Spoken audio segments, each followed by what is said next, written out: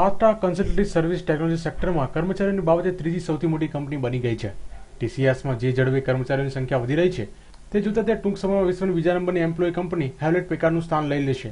વિશ્વભરમાં કર્મચારીઓની દ્રષ્ટિએ IBM સૌથી મોટી ટેકનોલોજી કંપની છે. ભારતમાં ટીસીએસ સૌથી વધુ નોકરી આપનારી કંપની બની રહી છે.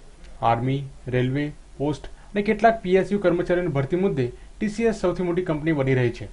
એક તરફ PSU કર્મચારીઓની સંખ્યા ઘટાડવા અંગે વિચાર થઈ રહ્યો છે તો TCS પ્રતિવર્ષ 25,000 થી 30,000 નવા કર્મચારીઓને જોડી રહ્યું છે. ગત વર્ષે ટાટા જૂથની માલિકીવાળી આ કંપનીએ 61,200 લોકોને નોકરી આપી હતી.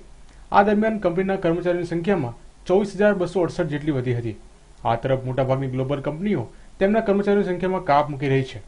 HPમાં 2011માં 3,49,600 કર્મચારીઓ કામ કરતા હતા, જે સંખ્યા હવે ઘટીને 3,17,500 થઈ ગઈ છે. IBM પાસે હવે અંદાજે 4.3 લાખ કર્મચારીઓ છે. તે પણ ડિસિઝન કરવા અંગે વિચારી રહ્યું છે. ત્યારે ટાટા કન્સલ્ટન્સી નવી પહેલ કરવા જઈ રહ્યું છે. ત્યારે એ જોવાનું રહેશે કે તે કેટલે અંશે સફળ રહે છે. Bureau report, news online, Ahmedabad.